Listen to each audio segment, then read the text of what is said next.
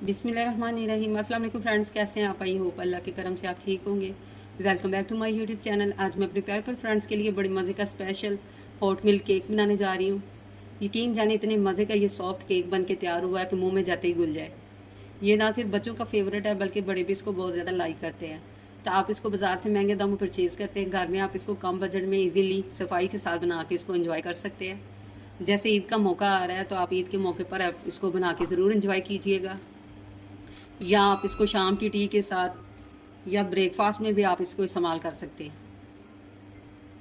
पर फ्रेंड्स, शर्त यह है कि आपने मेरी वीडियो को स्किप किए बगैर बिल्कुल फुली वॉच करना है एंड तक, ताकि आपका भी केक बिल्कुल मेरी तरह परफेक्ट बने। चले जी, टाइम वेस्ट किए बगैर चलते हैं हम अपने केक रेसिपी की तरफ। बिस्मिल्लाहिर्रहमानिर्रहीम। फ्रेंड्स, मैं ये 2 अंडे ले रही हूँ। जब आप एक से ज़्यादा अंडे यूज़ करें तो अंडे को सेपरेट तोड़ लिया करें। सम टाइम कोई अंडा गंदा भी होता है तो फिर हमारे बाकी अंडे भी सारे ख़राब हो जाएंगे। 2 अंडे मैंने ऐड कर दिए हैं। तो फ्रेंड्स, आपके पास अगर बीटर है तो आप बीटर की मदद से आप इसको बीट कर लें, अदरवाइज़ आप हैंड बीटर भी यूज़ कर सकते हैं, नो इशू। सेम रिज़ल्ट आएंगे, आपका केक बिल्कुल परफेक्ट बनेगा विदाउट बीटर भी। अब इसमें मैं पौना कप इसमें मैं चीनी यूज़ कर रही हूँ और हाफ कप मैं इसमें ऑयल यूज़ कर रही हूँ।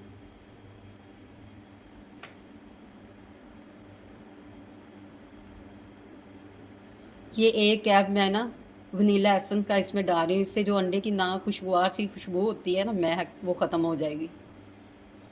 ये देखिए, आप हैंड बीटर से इसको अच्छी तरह बीट कर लें। बीट आपने अच्छी तरह इसको करना है। जितना अच्छा बीट होगा उतना आपका केक परफेक्ट बनेगा। अब इसमें मैं 1 कप मैदा डाल रही हूँ।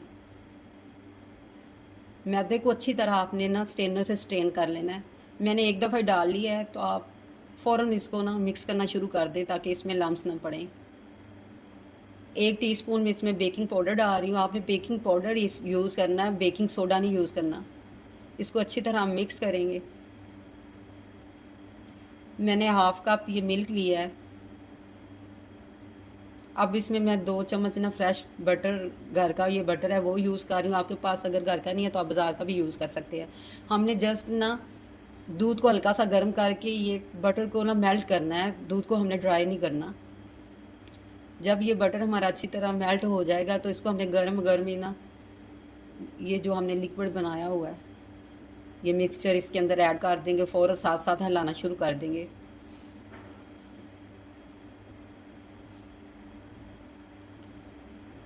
ये देखिए, बिल्कुल हमारा ये बैटर रेडी हो चुका है। हमें इस तरह की थिकनेस चाहिए। ये थोड़ा सा रनी बैटर है, बाकी केक की निस्बत ना ज़्यादा रनी है। अब आप कोई भी मोल्ड ले लें, उसको आप ऑयल से ग्रीस करें। ऑयल से ग्रीस करने के बाद आप इसमें बटर पेपर लगा लें। अगर आपके पास बटर पेपर नहीं है तो आप थोड़ा सा ऑयल लगा के ऊपर मैदा स्प्रेड कर लें। ऊपर भी आपने ऑयल लगाना बटर पेपर के, ताकि हमारा केक इजीली मोल्ड से बाहर निकल आए, साथ ना चिपके। ये देखिए, मिक्सचर हमारा रेडी हो चुका है। ये रनी रनी इस तरह का हमें चाहिए। कितना ये देखिए स्मूथ गिर रहा है। अब आप कोई भी चॉकलेट आपके पास है, मेरे पास ये है थी, मैंने थोड़ा सा नीम गर्म दूध लिया और 1 चम्मच मैं इसमें ये डाल रही हूँ। न्यूट्रेला मैंने लिया, आपके पास जो भी है, आप चाहे तो इसको स्किप भी कर सकते हैं, चाहे तो डाल भी सकते हैं। इसको हमने अच्छी तरह मिक्स कर लेना है। अब मैं इसमें 1 टीस्पून ना कोको पाउडर ऐड कर दूँगी। इससे मज़ीद हमारे केक का फ्लेवर मज़ेदार हो जाएगा।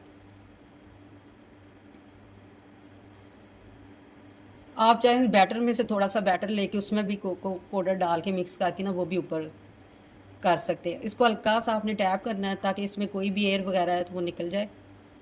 मुझे कहीं कहीं ये बबल्स नज़र आ रहे थे, मैं ना टूथपिक की मदद से इनको रिमूव कर रही हूँ। तो अब मैं 2 टीस्पून सेंटर में डालूँगी। ये ओनली जस्ट मैं ना इसको डेकोरेट करने के लिए, थोड़ा सा इसको मैंने डेकोरेट करना है तो इसलिए लगा रही हूँ। आप चाहे तो स्किप कर लें।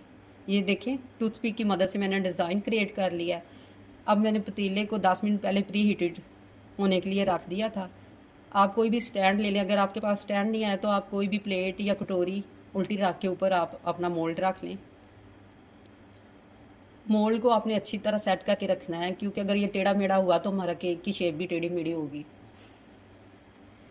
इसको परफेक्ट आपने सेट करना है और इसको आपने 35 से 40 मिनट बेक होने देना है। दरमियान से आप चेक करें, मैंने दरमियान से 20 मिनट बाद चेक किया था, अभी ये सही नहीं पका था। जो 40 मिनट बाद मैंने इसको टूथपिक की मदद से चेक किया तो ये बिल्कुल परफेक्ट आया है। अब आप किसी भी प्लास्टिक बैग से इसको कवर कर दें, या आपके पास प्लास्टिक बैग नहीं है तो आप शॉपर में इसको कवर करके ना 15 मिनट इसको ना स्टे दें। इससे जो भी ये केक का मॉइस्चराइज़र होगा ये इसके अंदर लॉक हो जाएगा, केक हमारा मज़ीद सॉफ्ट हो जाएगा। ये देखिए थोड़ा सा ये ज़्यादा फ्लफ़ी हो गया है, यानी ज़्यादा ये फूल गया था। सेंटर से हम कट कर लेंगे, नो इशू, परेशानी वाली बात नहीं है। आप मोल्ड को उल्टा करें, हल्का सा आपने इसको जस्ट टैप करना है तो आपका केक ये देखिए ईज़िली बाहर आ गया। फ्रेंड्स ये देखिए आप बटर पेपर उतार लें, ये जो पीछे से ब्लैक हुआ है ये जला नहीं हमारा केक, ये कोको पाउडर नीचे आया हुआ है। तो देखिए कितना फ्लफ़ी, कितना सॉफ्ट है केक, जाते ही मुंह में घुल जाएगा। इंशाल्लाह आपने मेरे कहने पर इसको एक दफ़ा ट्राई ज़रूर करना है। ये दो थोड़ा सा जो ज़्यादा फूला हुआ था इसको हम ना नाइफ़ के मदद से ना कटिंग कर लेंगे।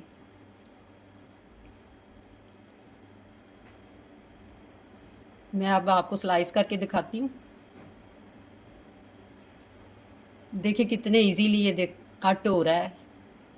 तो चेक करें, लुक, कहने को दिल कर रहा है ना, just looking like a wow. तो इसी पॉइंट पे एक अच्छा सा फीडबैक तो बनता है ना, ये आपकी तरफ से हौसला अफजाई होती है।